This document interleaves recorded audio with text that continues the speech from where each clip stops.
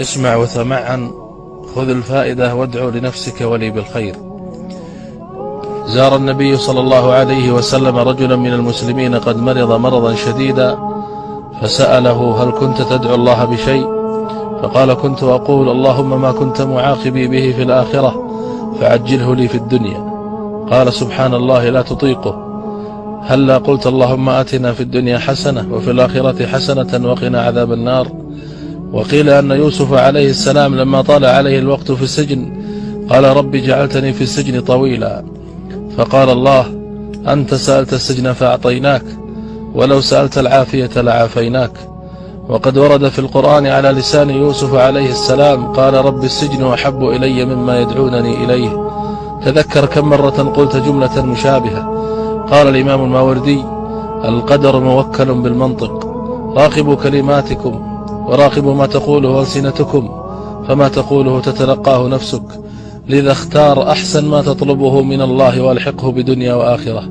في حكاية يرويها الشيخ علي الطنطاوي يقول الشيخ: كنت قاضيا في الشام، وحدث أن كنا مجموعة نمضي المساء عند أحد الأصدقاء، فشعرت بضيق نفس واختناق شديد، فاستأذنت أصدقائي للرحيل، فأصروا أن أتم السهرة معهم، ولكنني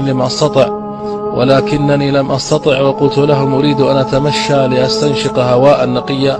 خرجت منهم مشيا وحدي في الظلام، وبينما أنا كذلك إذ سمعت نحيبا وابتهالا آت من خلف تلة. نظرت فوجدت امرأة يبدو عليها مظهر البؤس، كانت تبكي بحرقة وتدعو الله. اقتربت منها وقلت لها: ما الذي يبكيك يا أختي؟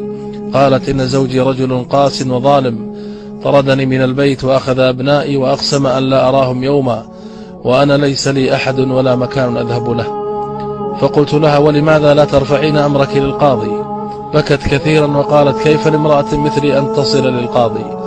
يكمل الشيخ وهو يبكي يقول: المرأة تقول هذا وهي لا تعلم أن الله قد جر القاضي يقصد نفسه من رقبته ليحضره إليها. سبحان الله، من أمره بالخروج في ظلمة الليل ليقف أمامها بقدميه ويسألها هو بنفسه عن حاجتها. أي دعاء دعته تلك المرأة المسكينة ليستجاب لها بهذه السرعة وبهذه الطريقة. فيا من تشعر بالبؤس وتظن أن الدنيا قد أظلمت، فقط ارفع يديك للسماء ولا تقل كيف ستحل، أفتضيق بعد هذا؟ بل تضرع لمن يسمع دبيب النملة. كونوا على يقين أن هناك شيئا ينتظركم بعد الصبر. إن الله لا يبتليك بشيء إلا وبه خير لك، حتى وإن ظننت العكس، فارح قلبك.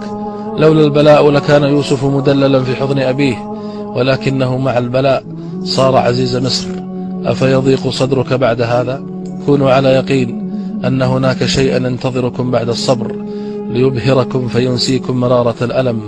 يا رب، من فتح رسالتي هذه وسمعها افتح عليه بركات رزق السماء، رزقا من السماء والأرض، ومن نشرها بين العباد فأدخله جنتك بغير حساب ولا سابقة ولا عذاب، وفرج يا رب همومه.